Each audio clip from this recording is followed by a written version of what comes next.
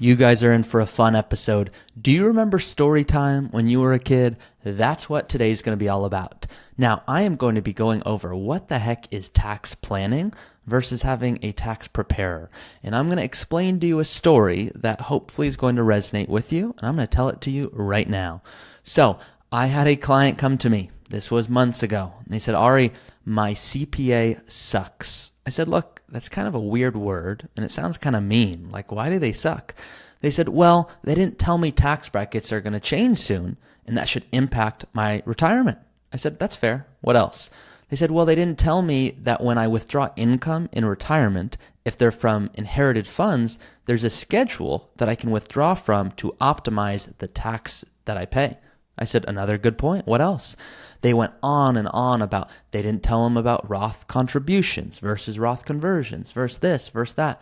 I said, oh, I see what's going on. I think you're beating up a waiter. And they said, I have no idea what you just said. I said, I think you're being really mean to a waiter who is your tax preparer who's trying to bring food to your table and 500 other tables. And I paused. And they said, huh? I said, you're mad because your CPA is not doing everything that you see on my screen here. And just for those of you listening on the podcast app, I'm going to explain this as well. But once again, I do all these episodes both on the podcast app and on YouTube. So if you want to watch this on YouTube, you can see it here. The difference here with tax planning is we are the ones doing the Roth conversion analysis, the tax loss harvesting, the tax gain harvesting, the charitable, the healthcare, the real estate, equity compensation. And so they said, okay, so have I been incorrect as to what my CPA is supposed to do? And I said, kind of, because your CPA, it's not a competence thing. They don't have the capacity to be able to file your return and be proactive with your planning because they have so many clients. They're just trying to file your return. And if they do a good job, they're hoping that you pay them again next year. And so the difference between what a CPA does and what we do is very different. We do what's called tax planning. And our goal is to ensure that your tax strategy is minimizing your lifetime tax bill, not just a single year. So all of these strategies, this checklist of what do I do with the business? What about Social Security? What about charitable giving or saving strategies? This is generally what a tax planner does. So I imagine most of you out there, if you have a financial advisor, if you were to go ask them this, and I encourage you to do so, and say, hey, I have a tax question. Can you help me? They would probably say, you should go talk to your CPA. And then if you go to your CPA and you ask them any question about investing, they're going to say, yeah, you should go talk to your financial advisor. And you are going to be playing middleman with a new job as a coordinator. So the second story, before I go through some real examples for you guys, because you know I always want to hit both of those during these episodes, is someone came to me and they said, I'm retired. And I said, I don't believe you. And they said, well, you're nuts. You don't sleep next to me. So how the heck would you know? I go, yeah, I just don't think so. And they're like, well, you're crazy. I said, I am a little nuts, but that's beside the point. I said, I bet you're going to coordinate your retirement between a financial advisor, a CPA, a health insurance agent, an estate attorney, and on and on and on. And they said, yeah, isn't that how this works? Isn't that how I do this? I go, no, that's what an advisor should do. They should be your quarterback to do all the holistic planning. So we are the ones that identify, hey, should we be doing conversions? Should we be doing this tax strategy? We don't file your return. We work with a CPA of your choice, or you, if you're your own CPA, which, yes, sometimes I recommend people firing their CPA because it's a simple situation and they can do it themselves.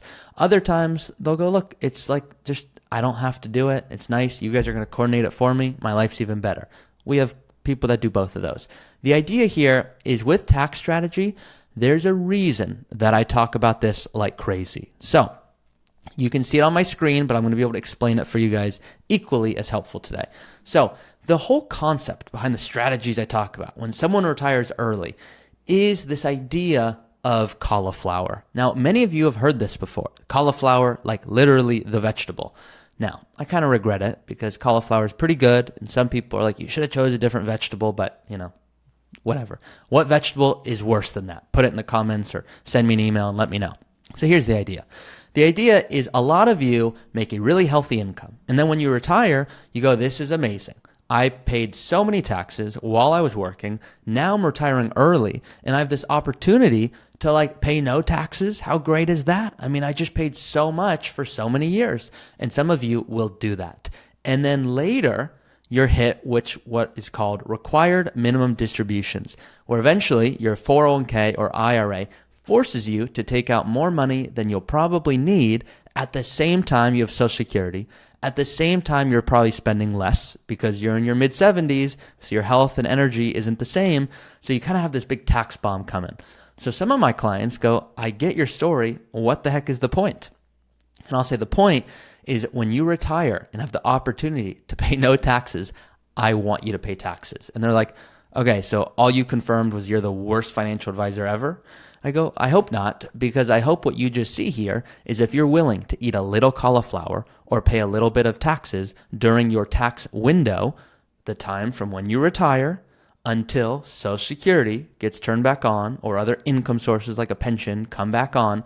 Generally, if you retire at 60 and you're going to turn on Social Security at 67, that gives us 7 years to do really good tax strategy.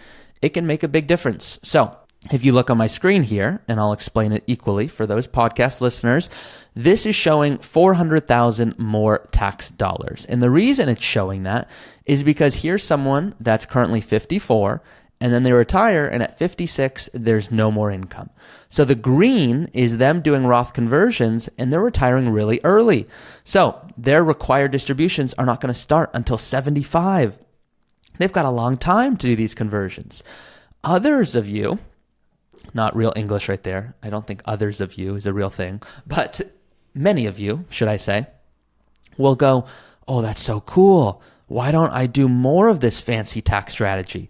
And if you look at my screen again, you're going to see it's going to show, and I'm going to explain it once again. I'm a podcast listener myself, and when I listen to podcasts who say what I just said, I'm like, hey, can you make sure to explain it good for the listeners over here that are not watching on YouTube with all those ads? So there's 1.8 million fewer dollars from the strategy on this screen here, because some people come and they go, I'm so excited to do this tax strategy stuff you talk about. Ari, I did it all right when I retired. And I'm like, don't do it all, because you paid so much more in taxes than you needed to. But the reason tax strategy is such a big thing is it can be the difference of literally 1 million plus tax-free dollars versus someone who's going, actually, I'm going to try to be more intentional with my strategy. And so because of that, maybe if I'm, doing the right conversions over time, maybe there's, 200,000 more tax-free dollars versus some people. I'll say, I wish you did nothing at all. And they go, what do you mean? That's not tax strategy. And I go, I'm going to tell you the best tax strategy ever. Ready? And they go, okay. And I go, the best tax strategy ever for your plan is to stop working.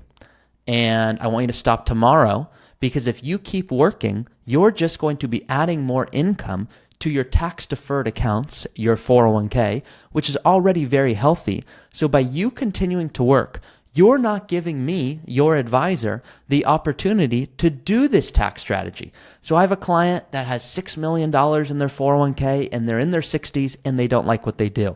And I'm like, look, you don't need to keep working. And in fact, if you were to stop working and your income became zero next year, we could do Roth conversions, which could make you way more money than when you were working. And then they're like, wait a second. So I make $100,000 a year right now. You're saying maybe I should stop working, do this conversion thing because it might make me even more than that? I go, that's exactly right. But then I'll go even deeper and go, the next step is to go, wait a second, maybe we also spend more money. And the mistake that I'll see people make in an unethical practice that I'll see advisors do is they'll say, hey, John, hey, Jane, why don't you guys I think you could get by on $4,000 a month in retirement. So that big travel, yeah, don't do that. Oh, help kids? No, don't do any of that. Trust me, you should just live off $4,000 a month. You'll be fine.